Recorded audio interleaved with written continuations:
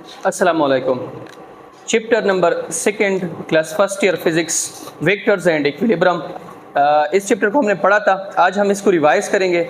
Revision थोड़ी quick होगी, ठीक है। तो जिस भी पॉइंट की समझ ना आ जाए तो फिर आप मुझसे पूछ सकते हैं। इसका हमने जो स्टार्ट लिया था उसमें हमने ये चीज़ कही थी कि अगर आप देखें, हमने फिज़िकल क्वांटिटीज़ जो है, फिज़िकल क्वांटिटीज़ उसको जब हमने डिवाइड किया, उसको हमने कैटेगराइज किया on the base of magnitude. किसके बेस पे? मैग्नीट्यूड और दूसरा डायरेक्शन। पहले चैप्टर में हमने फिजिकल क्वांटिटीज को on the base of magnitude divide किया था। इस चैप्टर में हमने on the base of direction. अगर आप देखें, on the base of magnitude हमने फिजिकल क्वांटिटीज जो है उसके तीन कैटेगरीज बनाए थे।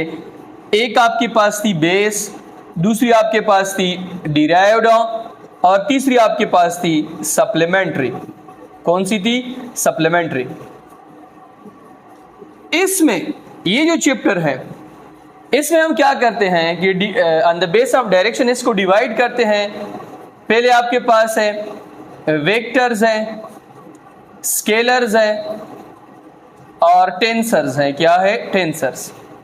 फिजिकल क्वांटिटीज को हम अगर डिवाइड करें on the base of direction तो स्केलर्स है, वेक्टर्स है, टेंसर्स है। टेंसर हमारे कोर्स में नहीं है, हमारे कोर्स में वेक्टर्स है और उसके अलावा क्या है? स्केलर्स है। तो सबसे पहले हम स्केलर को जो है डिस्कस करते हैं। Scalar quantities. कोई भी अगर आपसे पूछे कि व्हाट इज स्केलर क्वांटिटीज तो आप उसे क्या कहेंगे कि ऐसी क्वांटिटीज के जिनका क्या हो, कि जिनका मैग्नीट्यूड हो। क्या हो? मैग्नीट्यूड। और दूसरी चीज नो डायरेक्शन, इसके लिए किसी डायरेक्शन की जरूरत नहीं होती है। मेरी बात समझ में आ रही है? ऐसी क्वांटिटीज जिनका मैग्नीट्यूड हो, उसके लिए किसी भी डायरेक्शन की जरूरत ना हो, तो ये आपके पास कौन सी क्वांटिटीज है? ये आपके पास स्केलर्स है। क्या है? स्केलर्स। और स्केलर्स की जो एग्जांपल्स है वो आपके पास क्या है? लेंथ है, मास है, टाइम है, इलेक्ट्रिक करंट है,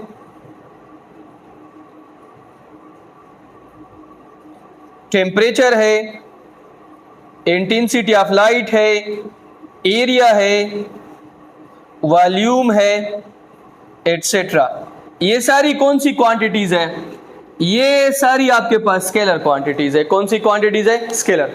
Those quantities which can be completely specified by its magnitude and does not require any direction is called a scalar। उसको हम क्या कहते हैं? स्केलर्स।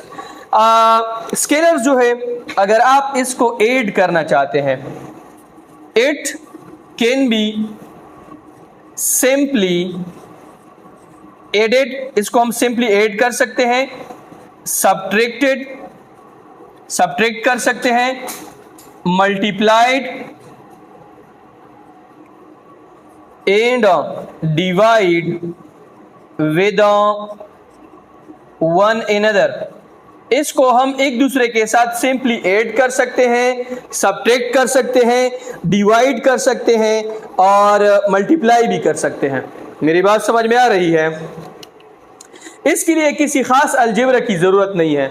फॉर एग्जांपल, अगर आप कहें कि मास है 2 kg प्लस 2 kg, इनसे क्या बनेगा? 4 kg। या आपके पास है 4 मीटर माइनस 2 मीटर, इनसे क्या बनेगा? 2 मीटर। या आप कहें कि 3 मीटर ज़रबे 3 मीटर, इनसे क्या आएगा? 3 मीटर स्क्वायर। या आप कहें कि 8 लीटर डिवाइडेड बाय 2 लीटर, इनसे क्या बनेगा? 4। ठीक है। तो स्केलर जो क्वांटिटीज होती है उनको हम सिंपल तरीके से ऐड भी कर सकते हैं, सब्ट्रैक्ट भी कर सकते हैं, मल्टीप्लाई भी कर सकते हैं, डिवाइड भी कर सकते हैं। इनके लिए सिर्फ मैग्नीट्यूड की जरूरत होती है, डायरेक्शन की जरूरत नहीं होती है। इसके बाद आपके पास है वेक्टर क्वांटिटीज।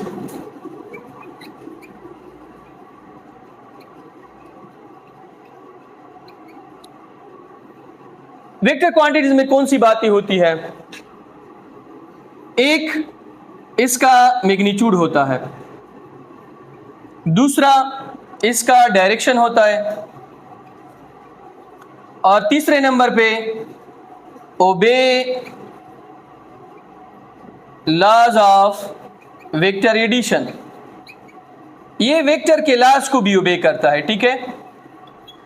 अगर किसी भी क्वांटिटी का मैग्नीट्यूड हो, डायरेक्शन हो, लेकिन लॉज ऑफ वेक्टर एडिशन को ओबे ना करे, तो ये आपके पास फिर वेक्टर नहीं है, ये आपके पास स्केलर होगा। जैसे कि करंट जो है, करंट की डायरेक्शन भी है, करंट की मैग्नीट्यूड भी है, लेकिन ये लॉ ऑफ वेक्टर एडिशन को ओबे नहीं करता, इसी वजह से ये कौन सी क्वांटिटी है? स्केलर हम इसको लेते हैं, ठीक है।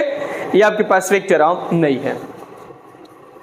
अच्छा, वेक्टर क्वांटिटीज जो है उसकी अगर आप एग्जांपल्स ले लें,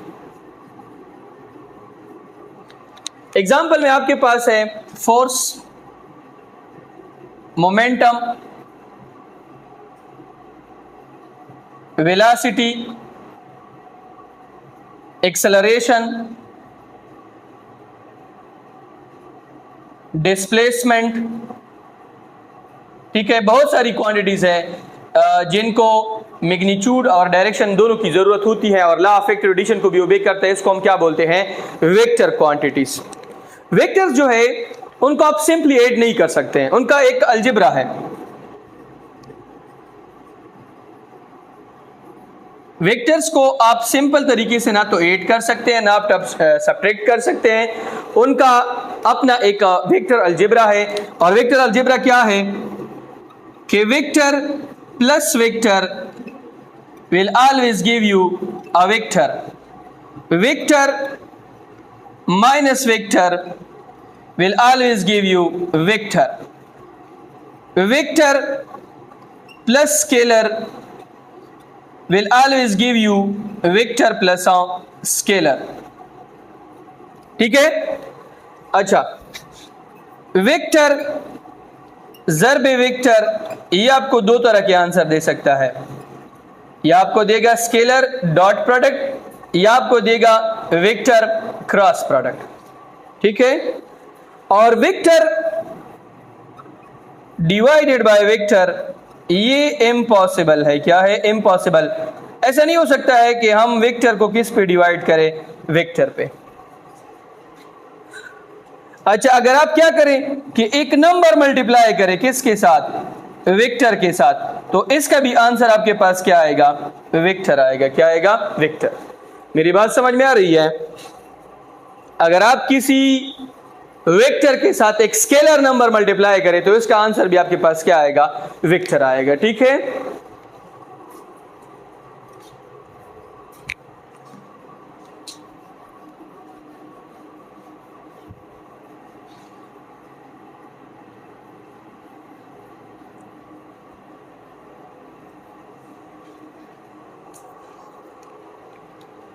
अब इसके बाद आपके पास है वेक्टर रिप्रेजेंटेशन।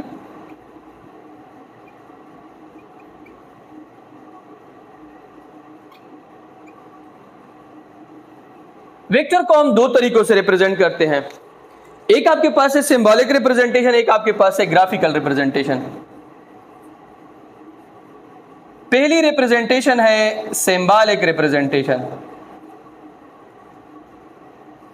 दूसरी रिप्रेजेंटेशन है ग्राफिकल रिप्रेजेंटेशन।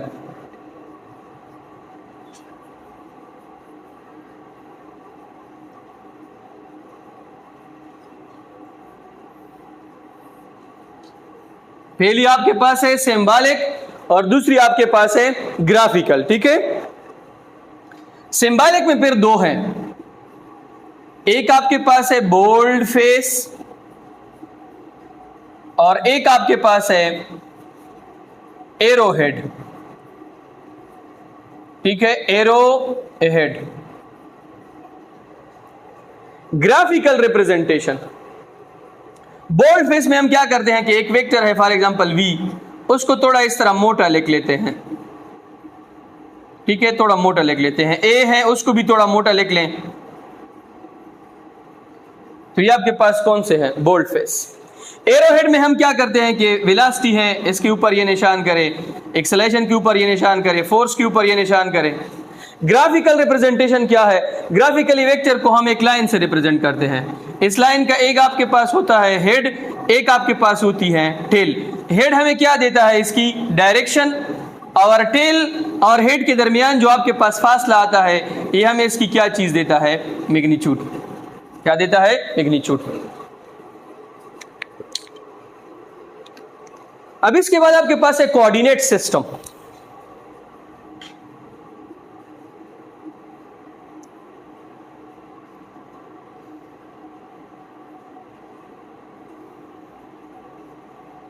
कोऑर्डिनेट सिस्टम में आपके पास क्या होता है?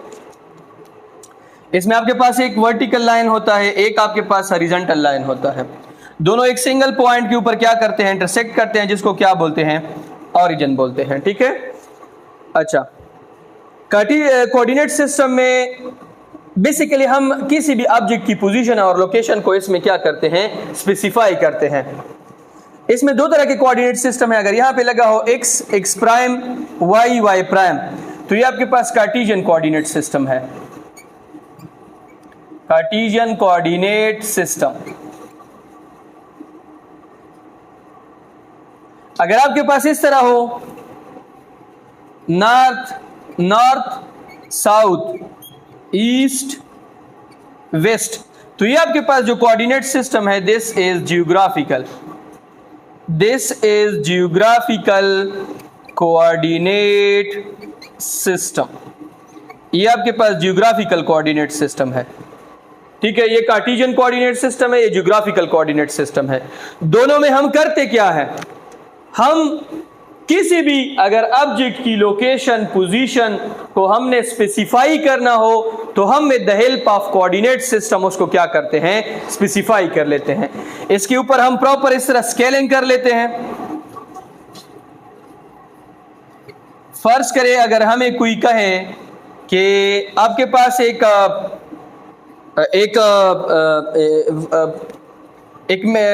टैंक है, जिससे हमने एक बुलेट जो है वो फायर करनी है, एक तोप से हमने तोप चलानी है। वो हमारे पास एक्स एक्सिस के साथ कितनी एंगल बनाती है? 30। तो ये जो ए है वेक्टर, ये बेसिकली हमने जो कार्टेशियन कोऑर्डिनेट में ड्रा किया है, इसने देखिए हमें एंगल भी बताई है, और इसने हमें इस वेक्टर का मैग्नीट्यूड जो है वो भी बताया है। हम क्या करेंगे कि अगर मैं आपको कहूं कि ये फॉर एग्जांपल इसके ऊपर हमने 20 न्यूटन का फोर्स लगाया है, तो हम सिंपल क्या करेंगे? फॉर एग्जांपल कि 5 सेंटीमीटर जो है वो हमारे पास 20 न्यूटन के बराबर है। यहाँ पे हम जो 30 लगा है, 30 जो एंगल है एक्स एक्सिस के साथ, हम सबसे पहले डी जो है वो लेंगे, यहाँ पे 30 डिग्री बनाएंगे, फिर जहां एक लाइन बनाएंगे, और वो लाइन 5 सेंटीमीटर का हमें क्या देगा कि 20 न्यूटन फोर्स जो है वो आपके पास लगी है एंगल ऑफ 30 पे, किसके साथ? एक्स एक्सिस के साथ। तो सिंपल ये जो कोऑर्डिनेट सिस्टम है, इसके जरिए हम डिफरेंट चीज़ों की लोकेशन और पोजीशंस जो है वो क्या करते हैं? मालूम करते हैं। उसके एंगल्स भी मालूम कर सकते हैं, उसमें हम वेक्टर्स भी ड्रा कर सकते हैं। मुख्तलिफ तरह से फ़ायदे भी जो है वो हम इनसे ले सकते हैं।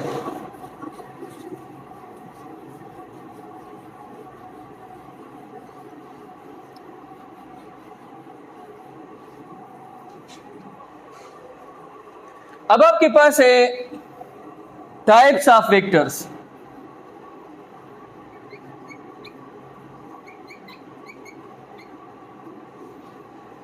वेक्टर्स के टाइप्स है। वेक्टर्स के बहुत सारे टाइप्स है। पहले आपके पास है पैरेलल वेक्टर्स। पैरेलल वेक्टर्स कौन से होते हैं? देखें, ये वेक्टर ए है, ये वेक्टर बी है, दोनों की डायरेक्शन क्या है? सेम है। दोनों के दरमियान एंगल कितना है? 0। तो ये आपके पास कौन से वेक्टर्स हैं? पैरेलल। ऐसे वेक्टर्स जिनकी डायरेक्शन सेम हो, उनका मैग्नीट्यूड चाहे बराबर हो या ना हो, उनकी स्टार्टिंग पोजीशन चाहे बराबर हो या ना हो, एंगल उसके दरमियान 0 हो और उनकी डायरेक्शन क्या हो? सेम हो, तो उसको हम क्या कहते हैं? Parallel vectors. पैरेलल के बाद आपके पास है एंटी पैरेलल वेक्टर्स।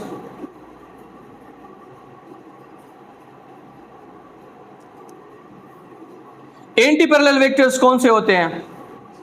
जिनका स्टार्टिंग पॉइंट चाहे बराबर हो या ना हो, उनकी डायरेक्शन एक दूसरे से क्या हो, मुख्तलिफ हो, उनके दरमियान थीटा कितना हो, 180 हो, तो ये आपके पास कौन से वेक्टर्स हैं? Anti parallel. दोनों की मैग्नीट्यूड के साथ हमारा कोई वास्ता नहीं है, स्टार्टिंग पॉइंट के साथ हमारा कोई वास्ता नहीं है। एक की डायरेक्शन अगर डिफरेंट है, दूसरी की डायरेक्शन क्या होगी? सेम। एक में अगर 180 एंगल है तो दूसरे में आपके पास 0। इसके बाद परपेंडिकुलर वेक्टर्स है।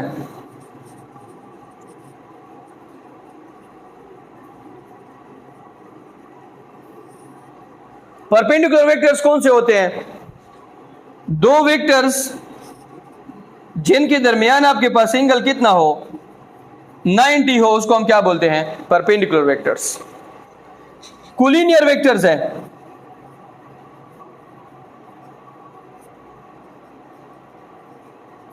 कोलिनियर वेक्टर्स कौन से होते हैं?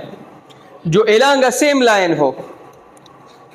एक वेक्टर इस डायरेक्शन में है, दूसरा वेक्टर भी इस डायरेक्शन में है, या एक वेक्टर इस डायरेक्शन में है, दूसरा इस डायरेक्शन में है। अगर दो वेक्टर्स एक ही लाइन में लाई करते हैं तो दे आर कोलिनियर। तो ये आपके पास कौन से हैं? कोलिनियर। कोलिनियर के बाद आपके पास है कोइनिशियल।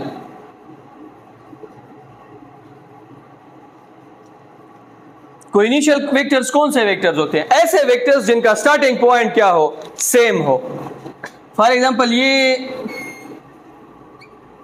ये सारे वेक्टर्स ए बी सी, इन सब का स्टार्टिंग पॉइंट क्या है? Same. So they are collinear. ये आपके पास क्या है? Collinear, sorry coinitial. इसके बाद आपके पास कोप्लेनर है।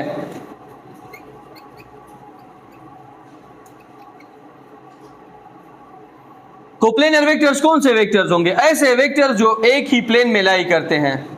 एक्स वाई में अगर ये वेक्टर्स दोनों इधर हैं या ये दोनों वेक्टर्स इधर है तो ये आपके पास क्या है? कोप्लेनर है, जो आपके पास एलॉन्ग अ सेम प्लेन क्या करते हो? लाई करते हो।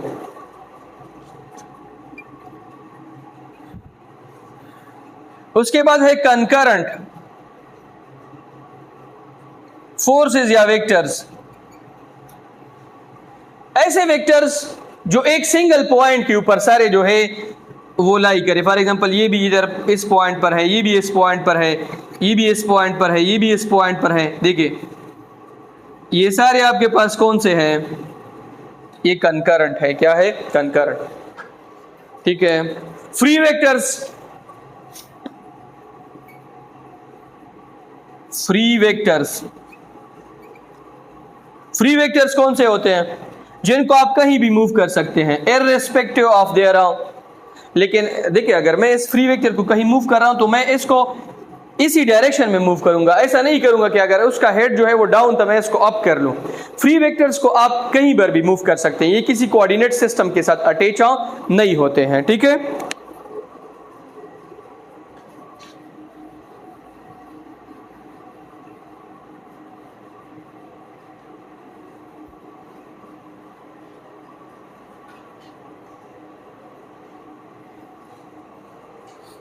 कोई और वेक्टर्स है आपके बुक में? हाँ, इक्वल वेक्टर्स।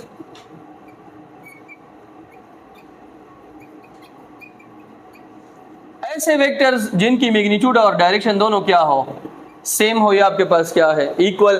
फॉर एग्जांपल ये वेक्टर ए है, ये बराबर है किसके? वेक्टर बी के। इसके बाद नेगेटिव वेक्टर्स हैं। नेगेटिव वेक्टर्स कौन से होंगे? कि अगर आपके पास ये वेक्टर है ए तो ये इसका क्या होगा? Minus B. ठीक है। सिंपल के वेक्टर्स जो है उनकी डायरेक्शन क्या हो? एक दूसरे से मुख्तलिफ हो। प्लस ए का माइनस ए है, माइनस ए का क्या है? प्लस ए है। ठीक है। या प्लस बी का माइनस बी है, प्लस ए का माइनस ए है। ये आपके पास नेगेटिव है। क्या है? नेगेटिव। इसके बाद आपके पास है नल वेक्टर्स। नल वेक्टर्स ऐसे वेक्टर्स होते हैं जिनकी आपके पास क्या हो? आर्बिट्ररी डायरेक्शन हो। कोई भी डायरेक्शन आप ले सकते हैं। जीरो मैग्नीट्यूड, उनकी मैग्नीट्यूड क्या हो? Zero. Arbitrary direction. Arbitrary direction, ठीक है, zero magnitude in arbitrary direction. For example ये जो पॉइंट है ये आपके पास नल वेक्टर है, ये इसको हमने सिंबॉलिक लिया है कि कैसे लिया है, सिंबॉलिकली हम नल वेक्टर को पॉइंट से रिप्रेजेंट करते हैं, ग्राफिकली इससे रिप्रेजेंट करते हैं।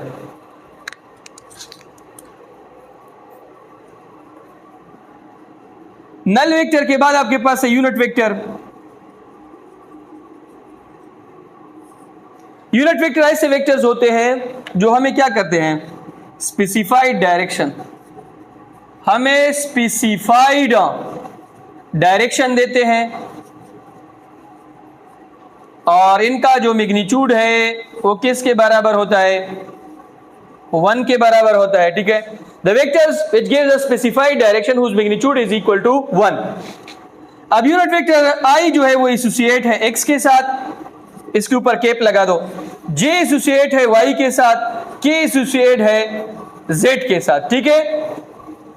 यूनिट वेक्टर, अगर नॉर्मल यूनिट वेक्टर की बात हम करें तो ये आपके पास n यूनिट वेक्टर है, क्या है, n यूनिट वेक्टर, और इसका जो फॉर्मूला है वो है for example a unit vector is equal to a vector divided by a magnitude. जब भी हम वेक्टर को उसके मैग्नीट्यूड के ऊपर डिवाइड करेंगे तो ये हमें क्या देगा, यूनिट वेक्टर देगा, ठीक है। अब इसके बाद आपके पास है एडिशन ऑफ वेक्टर्स।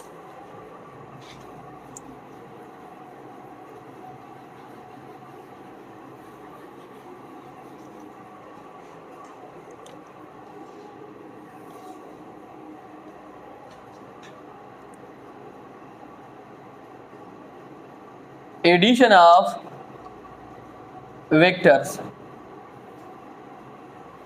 वेक्टर को हम दो तरीकों से ऐड कर सकते हैं। एक आपके पास है head to tail rule, head to tail rule, जिसमें एक वेक्टर का हेड होता है और दूसरे का क्या होता है, tail. Head to tail rule जो है ये आपके पास मोर इंफॉर्मेटिव है, क्या है, मोर इंफॉर्मेटिव।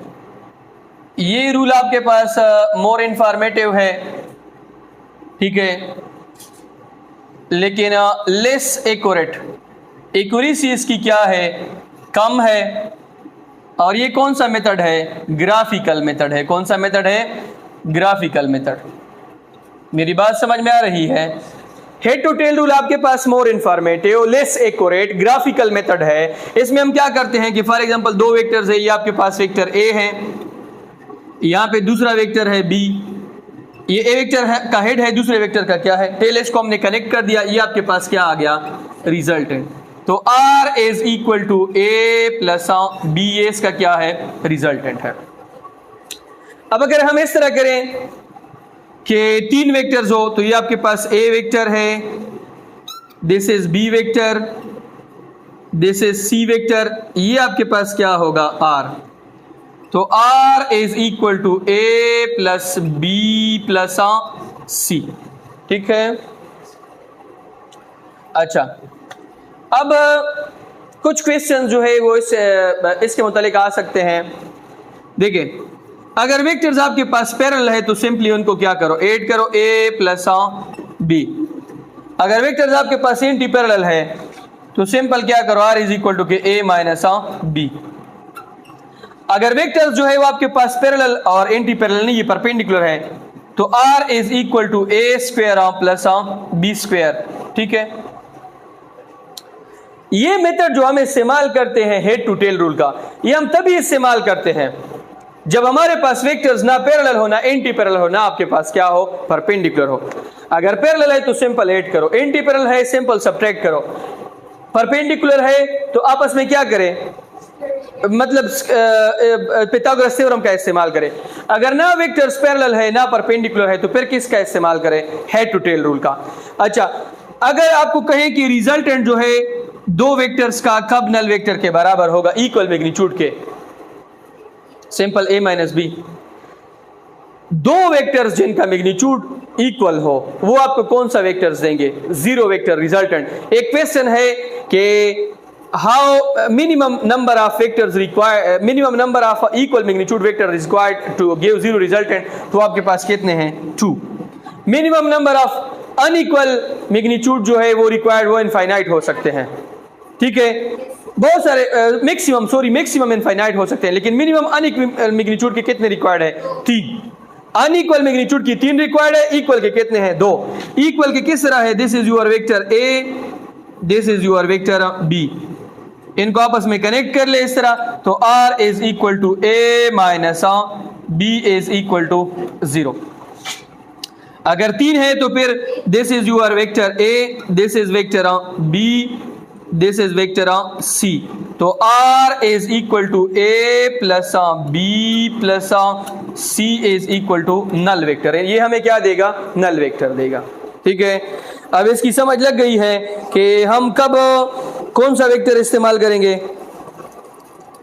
जब पैरेलल होंगे तो सिंपल ऐड करें, एंटी पैरेलल है सब्ट्रैक्ट करें, परपेंडिकुलर है पाइथागोरस थ्योरम का इस्तेमाल करें, ना पैरेलल है ना एंटी पैरेलल है तो फिर क्या करें?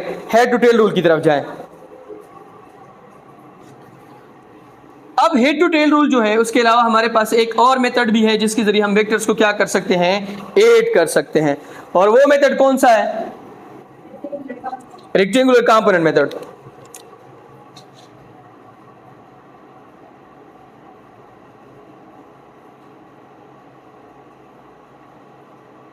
Rectangular components method. Rectangular component method जो है वो आपके पास कौन सा मेथड है? ये लेस इंफॉर्मेटिव है, इसमें इंफॉर्मेशन इतनी ज्यादा नहीं होती है। This method is a less informative, ठीक है, और ये मोर एक्यूरेट है, एक्यूरेसी इनकी ज्यादा है। और ये कौन सा मेथड है? एनालिटिकल मेथड है। कौन सा मेथड है? Analytical method. मेरी बात समझ में आ रही है? This method is less informative, more accurate analytical method. क्यों? क्योंकि इसमें हम ग्राफ का इस्तेमाल करते थे, इसमें हम ग्राफ का इस्तेमाल नहीं करते हैं। ग्राफ में हमसे गलतियां होती हैं, इसमें हमारे पास गलतियों की चांसेस क्या है? कम है। अब वेक्टर्स को ऐड करने के लिए 3 लॉज है, laws of vector addition. Vectors को ऐड करने के लिए हमारे पास कितने लॉज हैं? 3 लॉज है। एक आपके पास है रेक्टेंगुलर लॉ, यही है ना।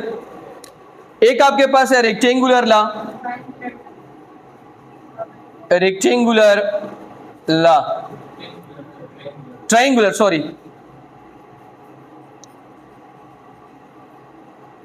लॉ। ट्रायंगुलर लॉ में हम क्या करते हैं? इसमें हमारे पास 2 वेक्टर्स होते हैं, और 2 वेक्टर्स को हम क्या करते हैं? हेड टू टेल रूल से क्या करते हैं? ऐड करते हैं। क्या करते हैं? ऐड। 2 वेक्टर्स जिनको आप हेड टू टेल रूल के जरिए ऐड करेंगे तो ये हम किस लॉ के जरिए करते हैं? Triangular law. उसके बाद आपके पास है पैरेललोग्राम लॉ।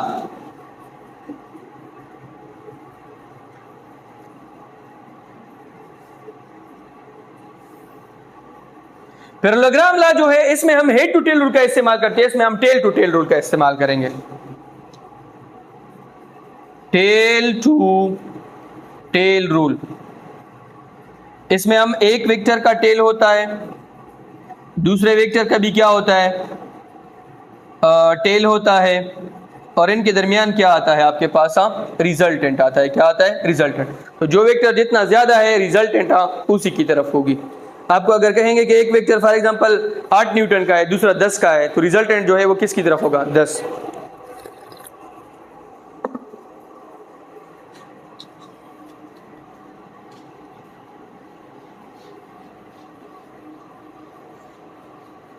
इसके बाद लास्ट लॉ है जिसको हम पॉलीगॉन लॉ कहते हैं। क्या कहते हैं? Polygon law.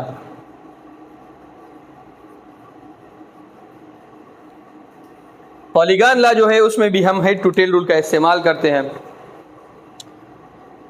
इसमें हम क्या इस्तेमाल करते हैं? हेड टू टेल रूल, ठीक है। लेकिन इसमें हम मोर देन 2 वेक्टर्स, एक से ज्यादा वेक्टर्स जो है उनका हम इस्तेमाल करते हैं, और जॉइनिंग हम हेड टू टेल रूल के जरिए करते हैं। For example this is a vector A, this is vector B, this is vector C and this is for example vector D। दो से हमने ज्यादा कर दिए, 3 कर दिए, 4 कर दिए, दिस आप इसको रिजल्टेंट कर लें। ये आपके पास कौन सी ला है? पॉलीगॉन ला है। कौन सी ला है? पॉलीगॉन। अब इसके बाद मेरे ख्याल से रिजोल्यूशन ऑफ वेक्टर का टॉपिक है।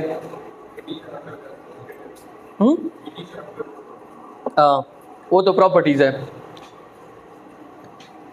वेक्टर एडिशन कम्यूटेटिव लॉ को ओबे करती है। कम्यूटेटिव लॉ कौन सी है? कि अगर आपके पास रिजल्टेंट बराबर है a प्लस b का, दो वेक्टर्स a प्लस b, अगर आप इसको a प्लस b करेंगे या b प्लस a करेंगे, दोनों का रिजल्टेंट क्या आएगा? सेम। कैसे? ये आपके पास फॉर एग्जांपल x है, दिस इज y। यहां पे एक वेक्टर है आपके पास a, दूसरा वेक्टर है आपके पास b, ये उसका क्या आ रहा है? रिजल्टेंट। अगर आप सबसे पहले क्या करें? पहले b ड्रा करें, फिर आप क्या ड्रा करें? a ड्रा करेंगे, तो दोनों का रिजल्टेंट क्या आएगा? Same. r is equal to a plus b and r is equal to b plus a। This is commutative. के वेक्टर जो है वो किसको ओबे करती है? कम्यूटेटिव लॉ को। अब इसके बाद रिजोल्यूशन वाला टॉपिक है। अच्छा, रिजोल्यूशन वाला टॉपिक है।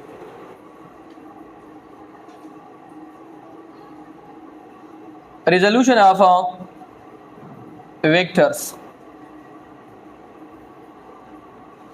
रिजोल्यूशन ऑफ वेक्टर एक ऐसा मेथड है जिसके जरिए हम क्या करते हैं? देखिए, ये हेड टू टेल रूल का ऑपोजिट है। क्या है? Opposite to head to tail rule. Opposite to head to tail rule. Head to tail rule का ये ऑपोजिट है। किस तरह ऑपोजिट है? इसमें हम क्या करते हैं? Split a single vector into its component. Split a single vector into its component. हम एक सिंगल वेक्टर को उसके कंपोनेंट्स में क्या करते हैं? स्प्लिट करते हैं। ठीक है, split a single vector into its component. उसमें हम क्या करते थे? रिजल्टेंट निकालते थे। यहां पे रिजल्टेंट को हम स्प्लिट करेंगे। हम ये देखेंगे कि r जो है वो x में कितना है, r जो है वो आपके पास y में कितना है।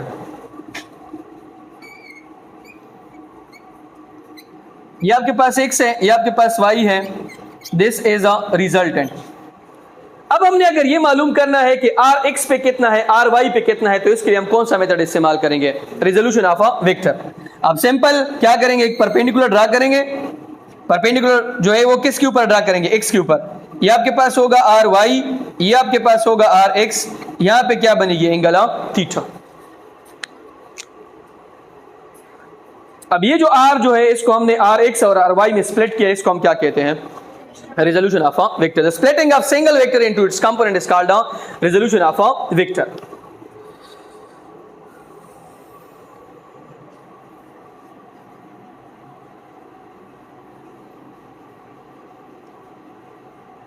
अब अगर ये दोनों वेक्टर्स आपस में परपेंडिकुलर हो 90 एंगल पे, तो इसको हम रेक्टेंगुलर कंपोनेंट कहते हैं। क्या कहते हैं? Rectangular components. अगर दो वेक्टर्स आपस में परपेंडिकुलर हो तो ये आपके पास कौन से कंपोनेंट्स है? Rectangular components. ठीक है। और कंपोनेंट किसको कहते हैं? किसी भी वेक्टर का स्पेसिफाइड डायरेक्शन में जो आपके पास वैल्यू होती है वो हमारे पास क्या होता है? उसका कंपोनेंट। स्पेसिफाइड डायरेक्शन में आपके पास जो वैल्यू होती है वो उसका क्या होता है? कंपोनेंट होता है। अब रेजोल्यूशन ऑफ वेक्टर जो है इसमें हम सबसे पहले मैग्नीट्यूड निकालेंगे, फिर क्या निकालेंगे? डायरेक्शन। इधर देखें, इसमें आप ऊपर वाला जो है ट्राइंगल भी ले सकते हैं, नीचे वाला भी ले सकते हैं। सबसे पहले हम ऊपर वाला निकालते हैं, इसकी मैग्नीट्यूड निकालते हैं। अगर आप r की मैग्नीट्यूड निकालना चाहते हैं, r की, तो इसके लिए चूंकि इसके दरमियान 90 एंगल बन रहा है, ठीक है, 90 एंगल, तो आप पाइथागोरस थ्योरम का इस्तेमाल करेंगे। पाइथागोरस थ्योरम में क्या कहती है? ये आपके पास परपेंडिकुलर है, ये आपके पास बेस है और ये आपके पास क्या है? हाइपोटेन्यूज। तो हाइपोटेन्यूज का square is equal to base का स्क्वायर प्लस परपेंडिकुलर का स्क्वायर। हाइपोटेन्यूज कौन है? आर का square is equal to R X square plus R Y square. तो आर का square is equal to R X square plus R Y square, ये और ये आपस में कैंसिल, ठीक है। तो R is equal to R X square plus R Y square, ये वो फार्मूला है जिसके जरिए हम इन वेक्टर्स का क्या निकाल सकते हैं, मैग्नीट्यूड निकाल सकते हैं। अब अगर कोई मुझे कहे कि सर आप आर एक्स निकाले, एक्स कंपोनेंट निकालें,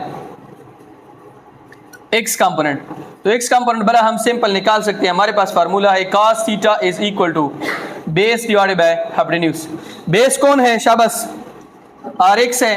हाइपोटेन्यूज कौन है? आर, तो आर को इधर मल्टीप्लाई करें, R X is equal to के आर cos ऑफ थीटा। ये आपके पास कौन सा कंपोनेंट है?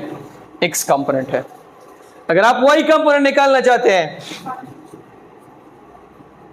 वाई कंपोनेंट, तो इसके लिए आप सिंपल क्या करेंगे? साइन थीटा का इस्तेमाल करेंगे। साइन थीटा सम पीपल है perpendicular divided by hypotenuse. Perpendicular कौन है?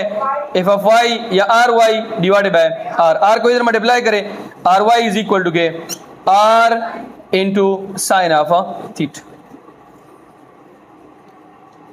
ये तो हमने कंपोनेंट्स निकाले थीटा के लिए। अगर हम अल्फा के लिए निकाले, ऊपर ट्रायंगल ले लें, तो उसमें थोड़ा सा चेंज होगा। उसमें ये वाला जो कंपोनेंट है एफ आर एक्स, इसके लिए हम साइन थीटा का इस्तेमाल करेंगे। ये वाला जो कंपोनेंट है आर वाई, इसके लिए हम कौन सा थीटा इस्तेमाल करेंगे? cos theta. बाकी आपके पास वही फार्मूला होगा। आप सिंपल यहां पे क्या लगाओगे? cos थीटा है ना, आप यहां पे लगाओगे R X is equal to R sine of alpha और R Y is equal to R cos of alpha. अगर ऊपर वाला ट्रायंगल लेते हो तो आपके पास परपेंडिकुलर ये है, नीचे वाले में परपेंडिकुलर ये है। सिर्फ ये चेंज होगा कि अल्फा के लिए एक्स कंपोनेंट के साथ साइन थीटा लगेगा और यहां पे थीटा के साथ कौन सा लगेगा? थीटा जो है उसमें वाई के साथ साइन थीटा, एक्स के साथ cos थीटा। अल्फा में वाई के साथ cos थीटा और एक्स के साथ साइन थीटा। अब अगर आप इसकी डायरेक्शन मालूम करना चाहते हो तो theta is equal to tangent inverse R Y divided by R X, ठीक है। थीटा जो है उसके जरिए हम इसकी क्या मालूम कर सकते हैं? डायरेक्शन मालूम कर सकते हैं। एक्स कंपोनेंट भी हमने मालूम किया है, वाई कंपोनेंट भी हमने मालूम किया है और थीटा जो है उसको भी हमने मालूम कर दिया है, ठीक है। अब इसके बाद आपके पास है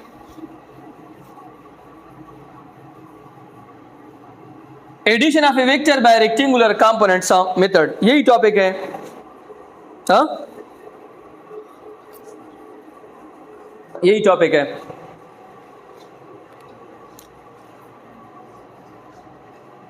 addition of vectors by rectangular components method. Addition of a vector by rectangular components method. Rectangular component method जो है उसमें थोड़ा सा आपके पास चेंज है। किसके मुकाबले में? रिजोल्यूशन ऑफ वेक्टर के मुकाबले में। किस तरह का चेंज है? इधर देखें,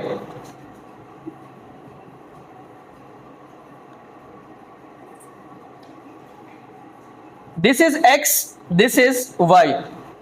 आपके पास दो वेक्टर्स हैं, मैंने आपको यहां पे दिए हैं। फर्ज करें एक्स एंड वाई, यहां पे एक वेक्टर है, यहां पे एंगल थीटा बना रहा है, थीटा ए। यहां पे दूसरा वेक्टर है एक्स वाई प्लेन में, वो एंगल, वो थीटा बना रहा है, theta B. This is A vector, this is a B vector. हमें कह रहे हैं कि आप इसको ज्वाइन करें with the help of rectangular components method. हम सबसे पहले क्या करेंगे? ए वेक्टर ड्रा करेंगे, दिस इज योर वेक्टर ए।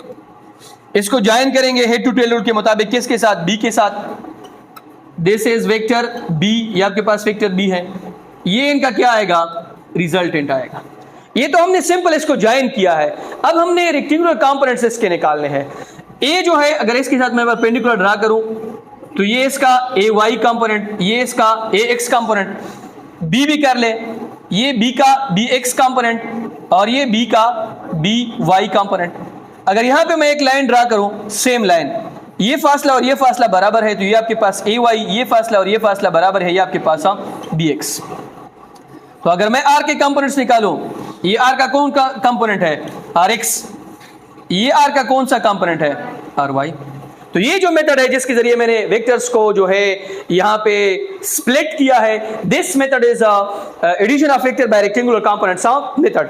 अब अगर मैं ए के कंपोनेंट्स ड्रा करूं, A is equal to A X plus A Y, ये ए के है। बी के आप ड्रा करें, B is equal to B X plus B Y. R के ड्रा करें, आर इज इक्वल टू के R X plus R Y. ठीक है। अब अगर मैं आर एक्स निकालूं, R X is equal to के आर एक्स, ये वाला फासला A X plus B X. R Y निकालो, R Y is equal to के A Y plus B Y. ठीक है। अब अगर मैं इसका मैग्नीट्यूड निकालना चाहता हूं तो मैग्नीट्यूड बहुत ज्यादा इजी है।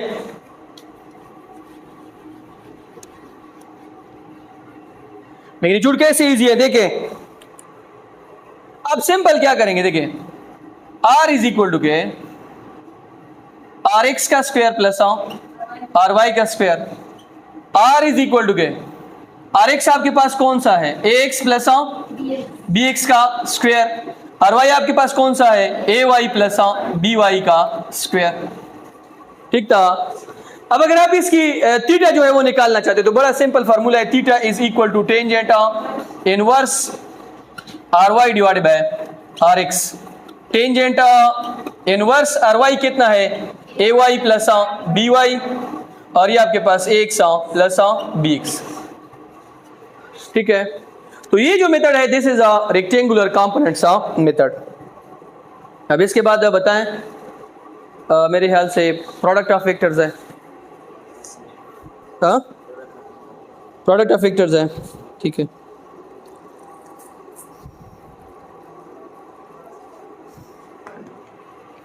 ये चूंकि रिवीजन लेक्चर है इसी वजह से हम इसमें स्पीड लगाएंगे। ठीक है। Product of vector, product of vector जो है इसमें हम क्या करते हैं, दो वेक्टर्स को आपस में ज़रब करते हैं। दो वेक्टर्स को आपस में ज़रब करते हैं, उसका आंसर स्केलर भी आ सकता है, उसका आंसर वेक्टर भी आ सकता है। प्रोडक्ट ऑफ वेक्टर में हम क्या करते हैं, सिंपली मल्टीप्लाई वेक्टर्स। हम सिंपली वेक्टर्स को क्या करते हैं, मल्टीप्लाई करते हैं। सबसे पहले हम डॉट प्रोडक्ट निकालते हैं, डॉट प्रोडक्ट। डॉट प्रोडक्ट आपके पास क्या है, अगर आपके पास वेक्टर ज़रब वेक्टर ये बराबर आ जाए स्केलर के तो इसको हम क्या कहते हैं, डॉट प्रोडक्ट। कैसे, फर्ज करें आपके पास वर्क है, वर्क बराबर है एफ डॉट एस या एफ डॉट डी। इसमें अगर आप देखें फोर्स भी वेक्टर है, डिस्प्लेसमेंट भी वेक्टर है, डॉट प्रोडक्ट हमने लिया है, लेकिन वर्क आपके पास स्केलर है। इसके बाद आपके पास देखिए electric flux pi is equal to B dot A, इसमें ये दोनों वेक्टर्स है, आंसर क्या आ रहा है, स्केलर। इसके बाद अगर आप इलेक्ट्रिक फ्लक्स देख रहे हैं pi is equal to E dot A, इसमें ये दोनों वेक्टर्स है, आंसर क्या आ रहा है, स्केलर। अगर आप काइनेटिक एनर्जी की बात करें उसमें 1/2 एमा वी डॉट वी, इन दोनों का आंसर क्या आ रहा है, स्केलर। तो इसका मतलब यह है कि जब भी हम दो वेक्टर्स का आपस में डॉट प्रोडक्ट लेंगे तो उसका आंसर हमारे पास क्या आएगा, स्केलर आएगा।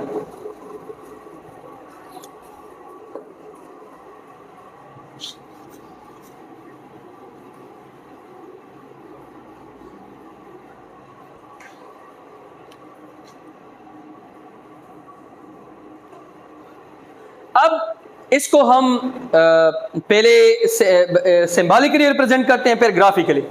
सिंबॉलिकली हम किस तरह रिप्रेजेंट करेंगे, एक वेक्टर है ए, दूसरा वेक्टर है बी, हमने इसका डॉट प्रोडक्ट लिया है तो A B cos of theta. हम कॉस थीटा का इस्तेमाल क्यों करते हैं, इसी वजह से क्योंकि यहाँ पे cos जो कंपोनेंट है वो आपके पास क्या है, इफेक्टिव कंपोनेंट है। किस तरह इफेक्टिव है, this is your vector A, this is your vector B, और ये इनके दरमियान क्या बन रहा है, एंगल थीटा। अब अगर मैं बी का प्रोजेक्शन किस पे ले लूं, ए पे ले लूं, तो आपके पास क्या होगा, A dot B is equal to, A vector ले ले यहां पे लेके B X cos of theta, या simple A dot B is equal to A B cos of theta. अगर आप एक्स नहीं लिखना चाहते तो यहां पे आप क्या लिखोगे, इसका मतलब ये है, देखिए अगर मैं आपको कहूं कि फॉर एग्जांपल मेरे पास ये एक का ब्लॉक है, इसको मैं मूव कर रहा हूं, यहां पे मैं फोर्स लगा रहा हूं, ये इसका वाई कंपोनेंट है, this is your X component. तो फोर्स के कंपोनेंट्स को ड्रा कर ले, this is your F of Y, this is your F of X. यहां पे ये जो ब्लॉक है इसका वेट कौन बैलेंस कर रहा है, वाई कंपोनेंट, लेकिन हमारे पास x जो कंपोनेंट है वो किस डायरेक्शन में है, x में। तो इसका मतलब यह है कि वर्क जो है F is cause of theta. यहाँ पे फोर्स का कौन सा कंपोनेंट जो है वो आपके पास इफेक्टिव है, x। इसी वजह से यहाँ पे हम कौन सा थीटा लगाते हैं, cos थीटा का इस्तेमाल करते हैं, cos इज इफेक्टिव कंपोनेंट। अगर मैं a जो है उसका प्रोजेक्शन किस पे ले लूं, b पे ले लूं, तो आपके पास क्या आ जाएगा कि a dot b is equal to ax cos of theta into b। यहां पे जिसके साथ मैं थीटा लूंगा उसका मतलब यह है कि ये इफेक्टिव कंपोनेंट है। अगर b के साथ लूंगा तो b का x कंपोनेंट लिया है, अगर x के साथ a के साथ लूंगा तो a का x कंपोनेंट लिया है।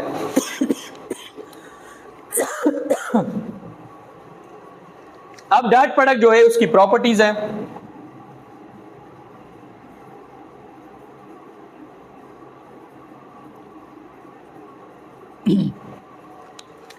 डॉट प्रोडक्ट जो है उसकी पहली प्रॉपर्टी है पैरेललिज्म।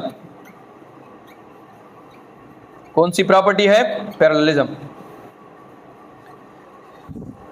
पैरेललिज्म प्रॉपर्टी हमें क्या कहती है कि ए डॉट बी आपके पास बराबर है ए बी कॉस ऑफ 0, तो A dot B is equal to A B के मतलब जब भी आप डॉट प्रोडक्ट के दरमियान एंगल आपके पास क्या होगा, 0, तो आंसर वो आपको क्या देंगे, मैक्सिमम देंगे। क्या देंगे, मैक्सिमम। जब भी दो वेक्टर्स जिनके दरमियान एंगल 0 हो उसका अगर आप डॉट प्रोडक्ट ले लें तो उसका आंसर आपके पास क्या होगा, मैक्सिमम। इस तरह एमसीक्यूज भी आ सकता है कि the dot product will give you maximum result if the angle between them is dash 0। Work को अगर आप देखिए, अगर मैं cos 0 पुट कर लूं तो उसका आंसर क्या आ रहा है, मैक्सिमम।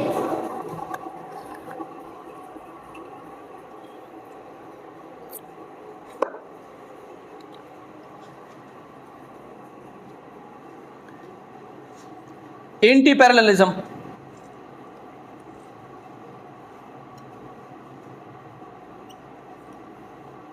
देखिए अगर आप इस तरह करें कि a dot B is equal to A B into cos of 180, तो a dot B is equal to A B cos 180 किस चीज के बराबर है, -1, तो a dot B is equal to -ab।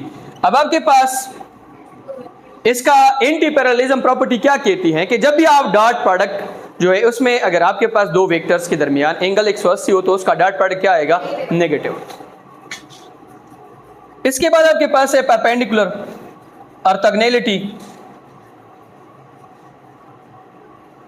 कि अगर आपके पास दो वेक्टर्स हैं उनके दरमियान एंगल आपके पास कितना है, 90, तो a dot b is equal to A B into cos of 90, a dot b is equal to A B cos 90 किस चीज के बराबर है, 0 के, तो a dot b is equal to 0 के मतलब जब भी दो वेक्टर्स होंगे और आप उनके दरमियान डॉट प्रोडक्ट लोगे और उनके दरमियान एंगल आपके पास कितना होगा, 90, तो उसका जो रिजल्ट होगा वो आपके पास क्या आएगा, 0। इसके बाद कम्यूटेटिव प्रॉपर्टी है,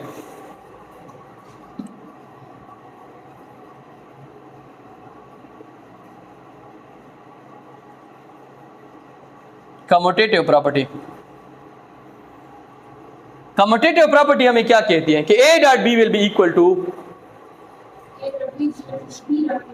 ए dot B will be equal to B dot A, कि अगर आप ए और बी मल्टीप्लाई करें या बी और ए मल्टीप्लाई करें या आप कर ले एफ डॉट एस या आप कर ले S dot S S dot F, तो इसका आंसर आपके पास क्या आएगा, सेम आएगा।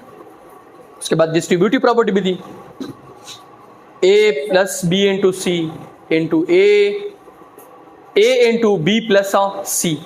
अगर आप इस तरह करें कि ए इंटू सी प्लस बी या बी प्लस सी कर लें, वो बराबर होगा आपके पास ए प्लस बी इंटू सी, ठीक है।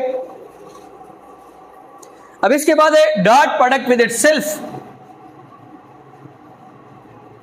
Dot product of unit vector with itself.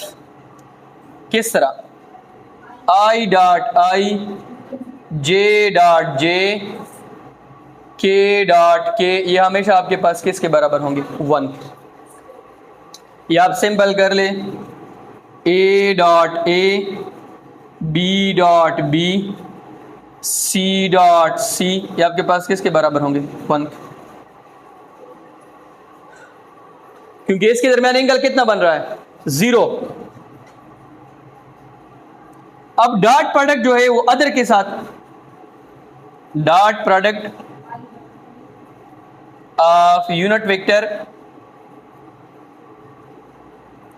With others, दूसरों के साथ अगर आप ले लें, फॉर एग्जांपल आप इस तरह करें, आई डॉट जे के या आई डॉट के या जे डॉट के, तो ये किसके बराबर होंगे, 0। डॉट प्रोडक्ट इटसेल्फ के साथ आपको 1 देंगे, अदर के साथ वो आपको क्या देंगे, 0। अब डॉट प्रोडक्ट जो इसको हम कंपोनेंट्स फॉर्म में लिखते हैं,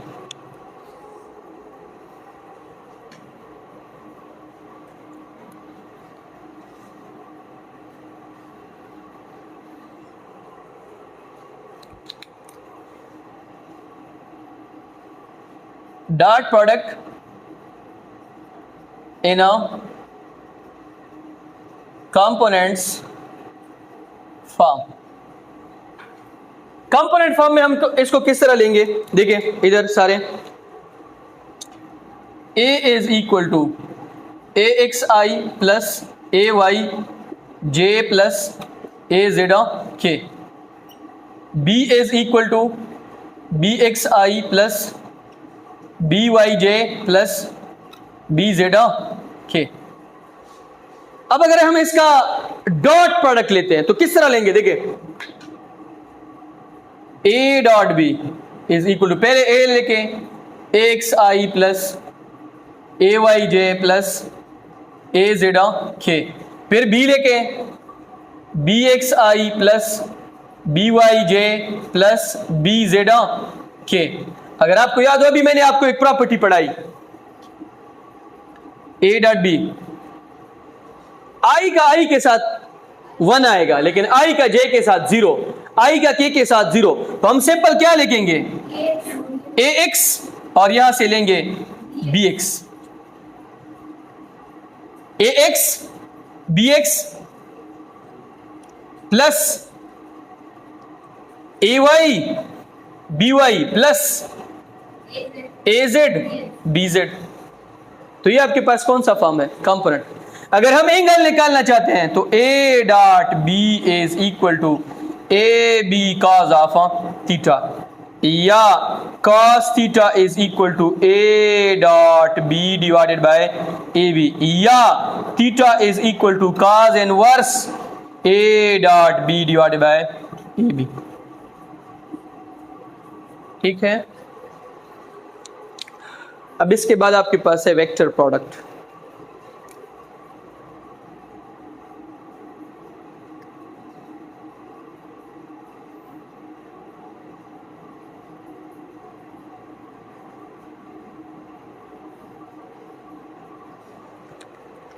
वेक्टर प्रोडक्ट आपके पास क्या है,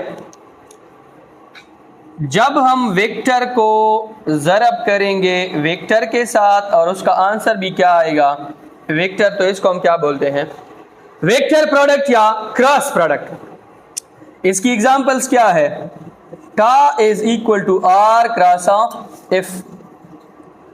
इसमें टार्क में अगर आप देखिए मोमेंटारम है, फोर्स है, दोनों आपके पास क्या है वेक्टर्स, आंसर भी क्या आ रहा है वेक्टर।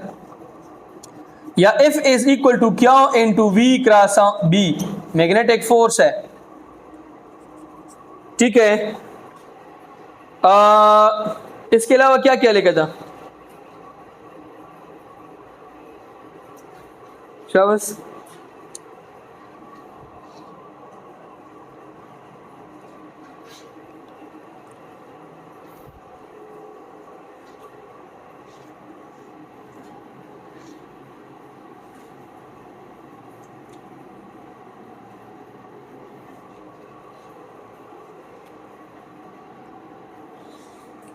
अदर भी एग्जाम्पल्स है, फिर टाइम टू टाइम हम वहां पे मैं आप लोगों को फिर समझा। F is equal to I into L cross B, ठीक है। हाँ अच्छा, अब पहले हम इसको सिंबॉलिकली लिखते हैं, A cross B is equal to A B into sine of theta into N unit vector. इसमें हम सिंपल ए और बी के दरमियान क्रॉस इस्तेमाल करेंगे और दूसरे में डॉट। फिर आपके पास होगा A vector, this is B vector, ठीक है। ये इनके दरमियान क्या है, एंगल थीटा। अब अगर हम इसकी डायरेक्शन निकालना चाहते हैं एन यूनिट वेक्टर, तो इसके लिए कौन सा रूल इस्तेमाल करेंगे, right hand rule. Right hand rule हमें क्या कहता है कि जिस डायरेक्शन से आपने उसको घुमाना है वहां पे अपने फिंगर्स को इंसर्कल कर ले, जहां पे आपका थंब आएगा वो आपकी क्या होगी, डायरेक्शन ऑफ रिजल्ट है। तो ये हमारे पास क्या है, सी वेक्टर। ए क्रॉस बी आपके पास बराबर है सी के, किसके, सी के। अब अगर मैं बी की तरफ से ले लूं तो बी से फिंगर्स को इंसर्कल करो ए की तरफ, थंब जिधर आएगा तो आपके पास क्या होगा, सी वेक्टर। ये आपके पास क्या है, माइनस सी।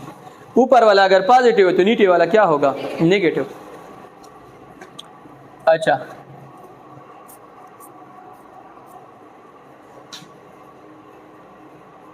एक रस। अब पहली प्रॉपर्टी है एंटी कम्यूटेटिव। कौन सी प्रॉपर्टी है, एंटी कम्यूटेटिव। एंटी कम्यूटेटिव का मतलब क्या है कि A cross B minus B cross A के बराबर है। ए क्रॉस बी जो है वो बी क्रॉस ए के बराबर नहीं है, बल्कि माइनस बी क्रॉस ए के बराबर है। क्यों, क्योंकि मैंने आपको कहा था कि सी अगर ऊपर पॉजिटिव है तो नीचे आपके पास क्या है, negative. This is your A and this is your B. ये इनके दरमियान क्या बन रहा है, एंगल थीटा। इसके बाद दूसरी प्रॉपर्टी है एंटी पैरेललिज्म।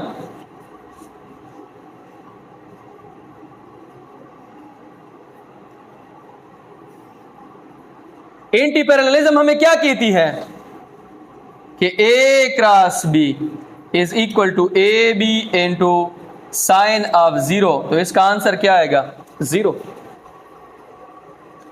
इसके बाद थर्ड नंबर पे है anti commutative anti parallelism perpendicular.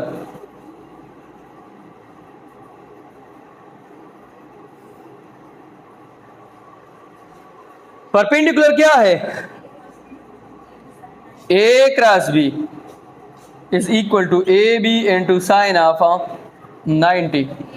तो इनसे क्या आएगा, 90 पे मैक्सिमम रिजल्ट है, 180 पे भी यहां पे मैंने थोड़ी सी गलती की है, ठीक है, बस ये ठीक है। 180 पे भी कर ले, उसका आंसर भी क्या आ रहा है, A cross B is equal to A B into sine of 180। इसका भी आंसर क्या आ रहा है, जीरो। तो इसका मतलब यह है कि क्रॉस प्रोडक्ट जो है वो आपको सिर्फ मैक्सिमम रिजल्ट 90 एंगल पे देते हैं, बाकी सब पे आपको क्या देते हैं, जीरो। 4 नंबर पे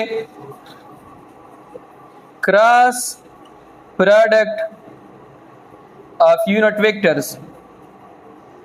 cross product of unit vectors, unit vectors की क्रॉस प्रोडक्ट जो है वो किस तरह लेंगे, देखें cross product of unit vector पहले इटसेल्फ के साथ लेंगे फिर डिफरेंट के साथ लेंगे। इटसेल्फ का आई क्रॉस आई, जे क्रॉस जे, के क्रॉस के, ये किस चीज के बराबर होंगे, 0।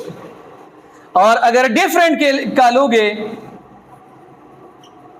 आई जे के, अगर एंटी क्लॉकवाइज रोटेट होते हो, इधर देखो एंटी क्लॉकवाइज आई क्रॉस जे, वो आपको बराबर होगा किसका, के, आई क्रॉस जे के, जे क्रॉस के, जे क्रॉस के, ये आपके पास बराबर है आई के। इसके बाद के क्रॉस आई, ये आपके पास बराबर होगा जे के। अगर इस तरह रोटेट होते हो तो जे क्रॉस आई, ये आपके पास बराबर है माइनस के, आई क्रॉस के, ये आपके पास बराबर है माइनस जे के, फिर के क्रॉस जे, ये आपके पास बराबर है माइनस आई के। अभी मेरी बात समझ में आ गई है। अब इसमें लास्ट वन जो प्रॉपर्टी है वो आपके पास है कि cross product in a component form.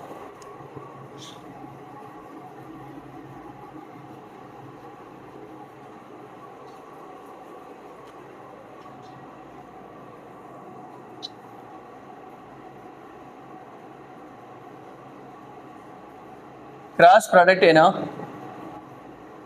Component form. मैंने आप लोगों को कहा था कि कंपोनेंट फॉर्म में क्रॉस प्रोडक्ट का जो तरीका है वो 3 तरीके हम इस्तेमाल कर सकते हैं। इसमें मुश्किल भी है और इसमें आसान भी है। तो हम सबसे पहले आसान तरीका इस्तेमाल करते हैं। A is equal to A X I plus A Y J plus A Z K, B is equal to B X I plus B Y J plus B Z K. अब इनका आपस में आप क्रॉस प्रोडक्ट ले ले, A cross B is equal to A X I unit vector plus A Y J unit vector plus A Z K unit vector into B X I unit vector plus B Y J unit vector plus B Z K unit vector. ठीक है, मैंने simple तरीका क्या बताया था, determinant वाला।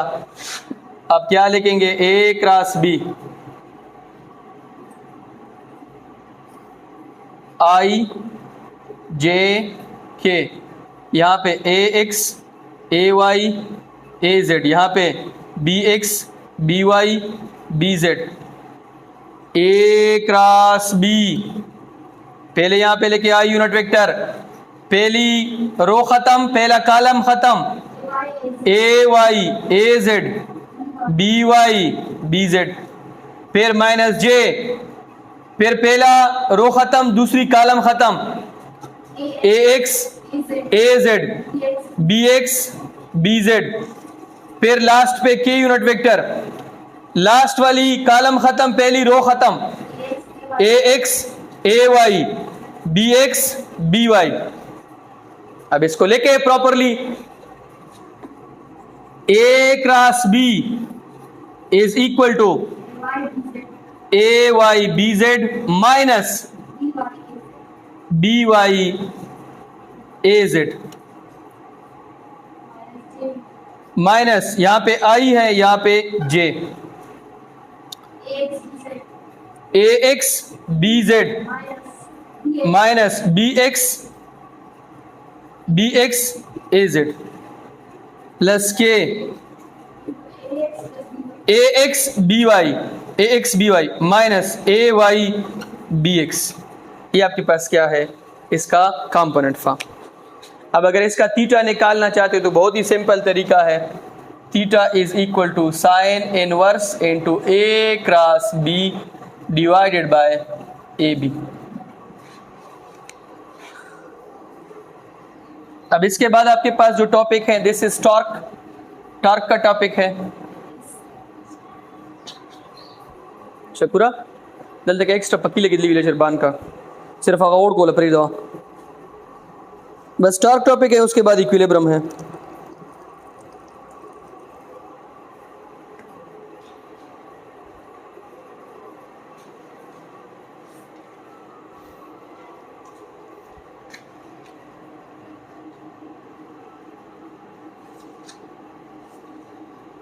Torque हम किसको कहते हैं? Turning effect of force acting on a body is called torque.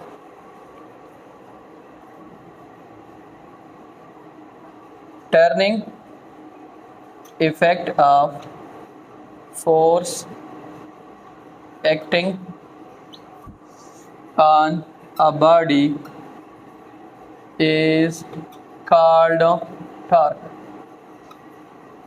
A simple cross product of momentum and force. इसको भी हम क्या कहते हैं? टॉर्क. टॉर्क को हम रिप्रेजेंट करते हैं किससे? टा से. किससे? टा से. ये वाला इसका क्या है? सिंबल है. मैं अभी आप लोगों को थोड़ा समझाता हूँ. ये आपके पास एक दरवाजा है, यही जो लाइन है इसके इर्द गिर्द ये दरवाजा क्या हो रही है? रोटेट हो रही है. तो इसको हम क्या कहते हैं? Axis of rotation. ये जो लाइन है इसमें हम फोर्स लगा रहे हैं, इसको हम क्या कहते हैं? Line of action. और ये इसके दरमियान परपेंडिकुलर डिस्टेंस आ रहा है, इसको हम क्या कहते हैं? Momentum.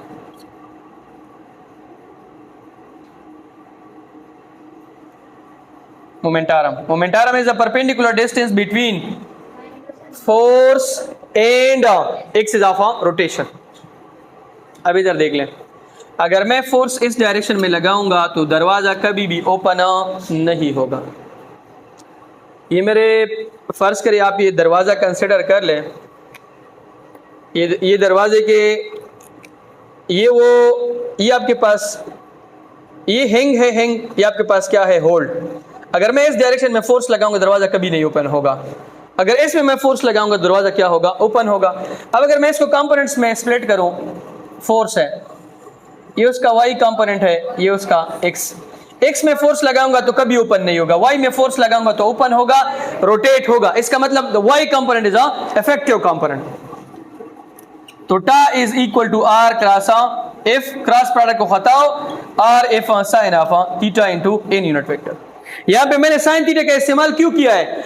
Here the y component is an effective component. Here we will apply the force in y component. The body will only rotate in the y component, not in a x component. Sine theta निकालना चाहते हो तो sine theta is equal to tau divided by R F, या theta is equal to sine inverse into tau divided by R F. ठीक है.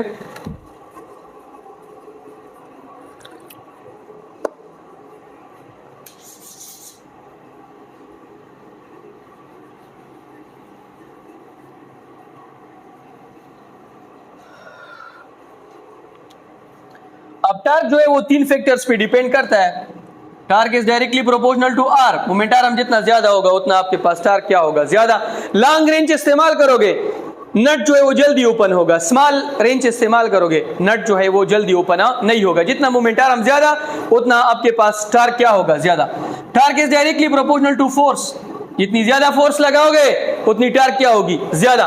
Torque is directly proportional to sine of theta. अब theta में फिर आपके पास तीन तरीके हैं. एक आपके पास है मैक्सिमम टार्क. मैक्सिमम टार्क तब होगा अगर थीटा आपके पास क्या होगी? 90. If the angle between r and if this is your r, this is f, वो क्या हो? 90. फिर tau is equal to r f sin of 90.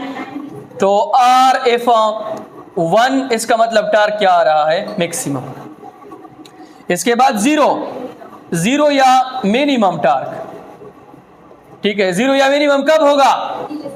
अगर आपके पास this is your r and this is your f, theta क्या हो? Zero हो तो फिर tau is equal to r f sin of 0. इनसे आंसर क्या आएगा? 0. 180 होगा फिर भी आपके पास क्या होगा? 0. ये दो एमसीक्यूज बहुत ही इंपॉर्टेंट है. Torque will be 0 in the angle between force and momentum is 0. Torque will be maximum in the angle between force and momentum is 90. अब इसकी यूनिट है यूनिट ऑफ टार्क. टार्क की यूनिट आपके पास क्या है? Newton metre. इसके बाद इसकी डायमेंशन है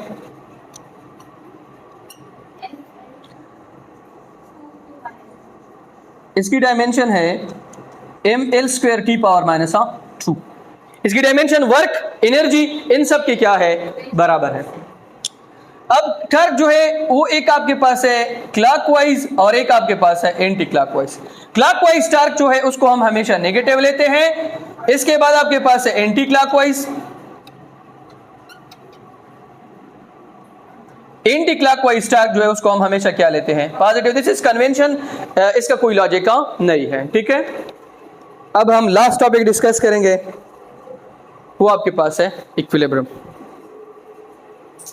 इस सब को हटाऊं, अशेरा टूल में टोको।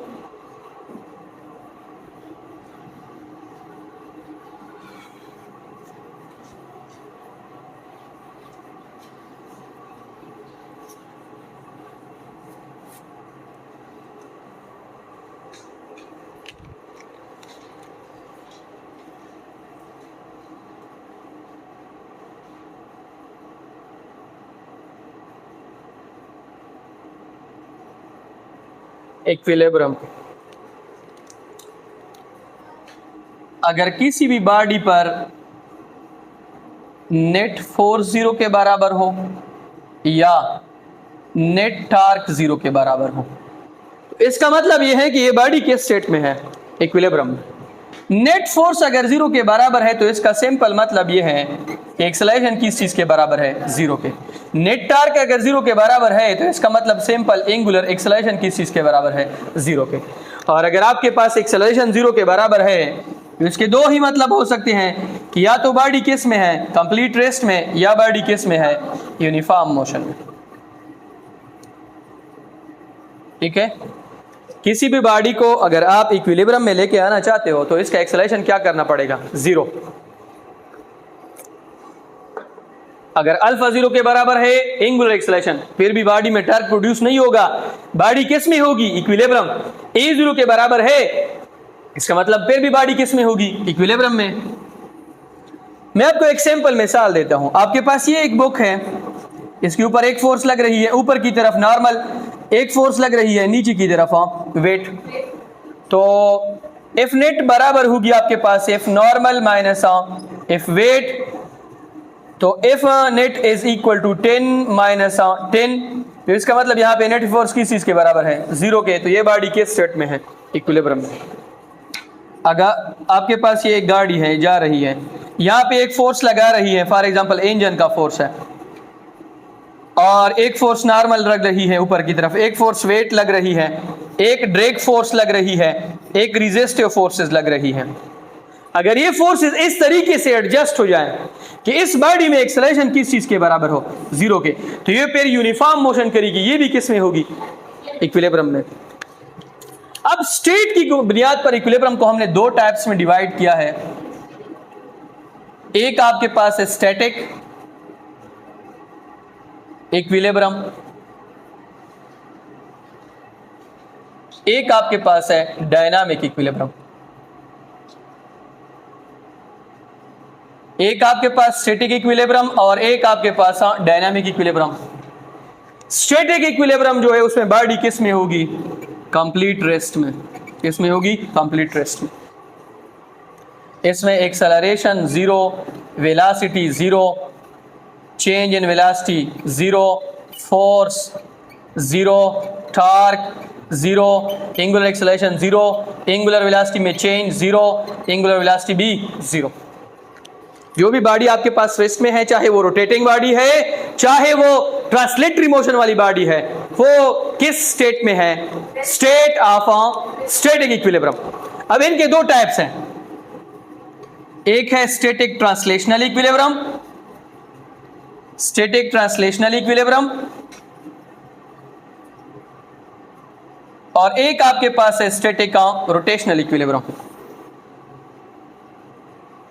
स्टैटिक ट्रांसलेशनल इक्विलिब्रियम ये कौन सी इक्विलिब्रियम है, बहुत ही सिंपल है कि अगर आपके पास एक बॉडी ट्रांसलेटरी मोशन कर रही थी, अचानक स्टॉप हो गई, जिसकी linear velocity 0, change in linear velocity 0, acceleration 0, net force 0, इसका मतलब ये बॉडी किस में है, स्टैटिक ट्रांसलेशनल इक्विलिब्रियम। और इसकी सिंपल एग्जांपल है कार स्टैंडिंग इन पार्किंग। एक मोटर कार पार्किंग में खड़ा है या एक लड़का दौड़ रहा था अचानक ग्राउंड में रुक गया, तो इसका मतलब this is in a static translational equilibrium. इसके बाद है static rotational equilibrium.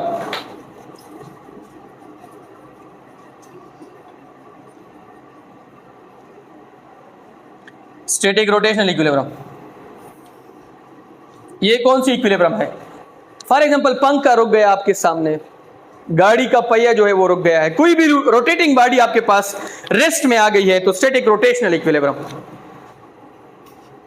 Omega 0, delta omega 0, alpha 0, torque 0, इसकी एंगुलर क्वांटिटी सारी क्या हो जाएगी? 0। इसका मतलब ये किस इक्विलिब्रियम में है? Static rotational equilibrium. और इसकी बेस्ट एग्जांपल क्या है?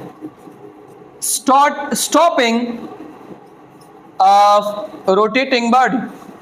कोई भी रोटेटिंग बॉडी अगर रुक जाए तो इसका मतलब ये किस में है? Static rotational equilibrium. अलग जमा लग सब रुके।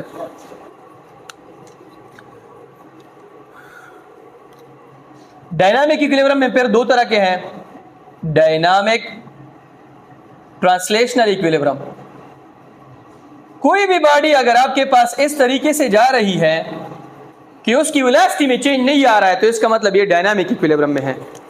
उसकी वेलोसिटी कांस्टेंट है, तो इसका मतलब ये डायनामिक इक्विलिब्रियम में है। डायनामिक ट्रांसलेशनल का मतलब क्या है कि लीनियर वेलोसिटी क्या होगी? कांस्टेंट। लीनियर वेलोसिटी में चेंज क्या होगा? 0। एक्सेलरेशन क्या होगी? 0। नेट फोर्स क्या होगी? 0। तो ये डायनामिक ट्रांसलेशनल इक्विलिब्रियम में है। And the best example of dynamic translational equilibrium is paratrooper. Paratrooper अगर हवा में बिल्कुल यूनिफॉर्म टर्मिनल वेलोसिटी के साथ नीचे आ रहा है, उस पर कोई एक्सेलरेशन उसमें प्रोड्यूस नहीं हो रही है, इट मींस कि वो किस इक्विलिब्रियम में है? Dynamic translational. इसके बाद डायनामिक रोटेशनल इक्विलिब्रियम।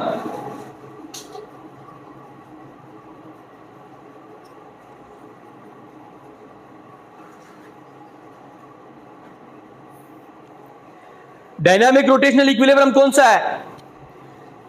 अगर आपके पास एक रोटेटरी बॉडी, एक पंखा इस तरीके से घूम रहा है कि उसमें कोई टॉर्क और एक्सेलरेशन नहीं है, उसकी एंगुलर वेलोसिटी कांस्टेंट, उसकी change in angular velocity 0, alpha 0, torque 0। इसका मतलब ये किस इक्विलिब्रियम में है?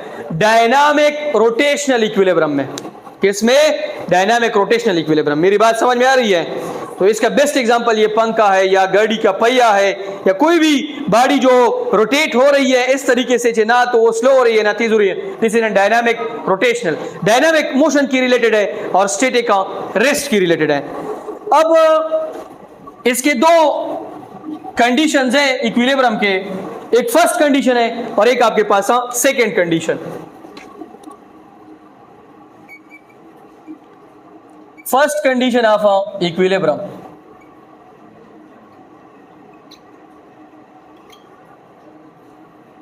First condition of equilibrium. Equilibrium की फर्स्ट कंडीशन आपके पास है, किसी भी बॉडी के ऊपर अगर तमाम एक्सटर्नल फोर्सेस, नेट फोर्सेस का सम किस चीज के बराबर हो, तो आपके पास किस कंडीशन में है? फर्स्ट। इसकी बहुत सिंपल एग्जांपल है, ये एक ब्लॉक है, इसके ऊपर एक फोर्स लग रही है F1, यहां पे फोर्स लग रही है F2, यहां पे फोर्स लग रही है F3, यहां पे फोर्स लग रही है F4। अगर इन तमाम फोर्सेस का सम F1 minus F2 plus F3 minus F4, ये आपके पास किस चीज के बराबर है? 0 के। Sum of all forces acting on a body is equal to 0, then the body will satisfy first condition of equilibrium. अगर इसके एक्स एक्सिस के ऊपर फोर्सेस लग रहे हैं वो भी 0 के बराबर होंगे, वाई एक्सिस के ऊपर फोर्सेस लग रहे हैं वो भी आपके पास किस चीज के बराबर होंगे? 0 के। तो इसका मतलब यह है कि ये बॉडी किस इक्विलिब्रियम में है? First condition. इसके बाद सेकेंड।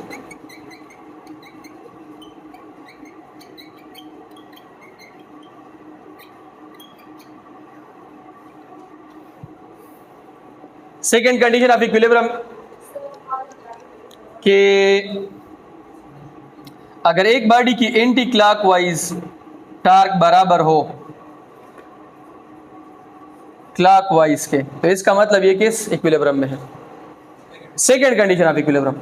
या sum of all torque acting on a body is equal to के 0, या टार्क ऑन एक्स एक्सिस वो 0 के बराबर हो, या टार्क ऑन वाई एक्सिस वो किस चीज के बराबर हो? 0 के। तो ये आपके पास किस इक्विलिब्रियम में है? सेकेंड। ये आपके पास एक शीशा है, यहाँ पे कोई फोर्स लगा रहा है, यहाँ पे भी कोई फोर्स लगा रहा है, ये आपके पास distance r1, this is distance r2, यहाँ पे फोर्स लग रही है F1, यहाँ पर फोर्स लग रही है F2।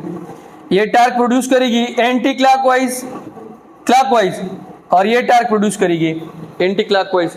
अगर दोनों का सम आपस में बराबर हो तो आपके पास किस चीज के बराबर, ये किस कंडीशन में होगी? सेकेंड कंडीशन ऑफ इक्विलिब्रियम में। अगर मैं इसका नेट टार्क निकालूं,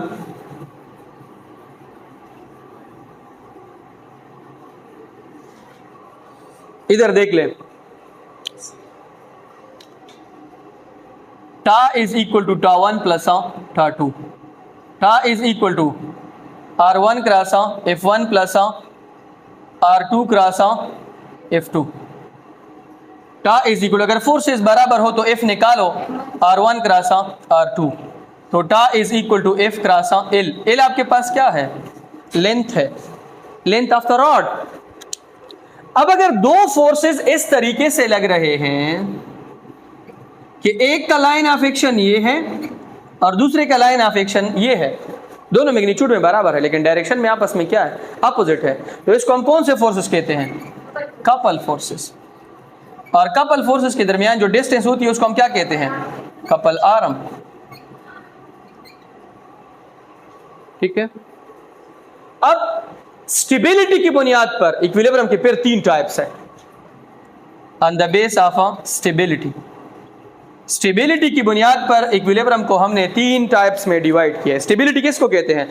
अगर आपके पास ये बुक है, ये उसका सेंटर ऑफ मास है, मैं इसको थोड़ा सा इसको उठा देता हूँ, इस तरह फिर छोड़ देता हूँ, ये दोबारा अपनी जगह पे दोबारा वापस आ जाता है, तो इसका मतलब ये स्टेबल है। क्या है? स्टेबल इक्विलिब्रियम में। स्टेबिलिटी की बुनियाद पर हमने 3 टाइप्स बनाए हैं। एक है स्टेबल इक्विलिब्रियम, एक आपके पास अनस्टेबल इक्विलिब्रियम, और एक आपके पास है neutral equilibrium. Stable equilibrium, unstable equilibrium, neutral equilibrium. Stable में फॉर एग्जांपल आइसक्रीम का एक कोन है, आपने इसको इस तरीके से रखा है, आप इसको थोड़ा सा उठा देते हो इधर तक, फिर दोबारा छोड़ देते हो, ये दोबारा अपनी जगह पे वापस आ जाता है, तो उसका मतलब ये किस इक्विलिब्रियम है? स्टेबल। कोन को आपने इस तरीके से रखा है, थोड़ी सी फोर्स लगाई है, कोन गिर गया है, ये किस इक्विलिब्रियम में है? अनस्टेबल। यहां पे अगर आप सेंटर ऑफ मास को हाई और लो करो दोबारा अपनी जगह पे आ जाता है, यहां पे हाई और लो करो दोबारा अपनी जगह पे वापस नहीं आता। न्यूट्रल इक्विलिब्रियम में centre of mass through out the motion कभी चेंज नहीं होता है, तो ये आपके पास कौन सी इक्विलिब्रियम है? Neutral equilibrium. और ये आपका चैप्टर खत्म हो गया।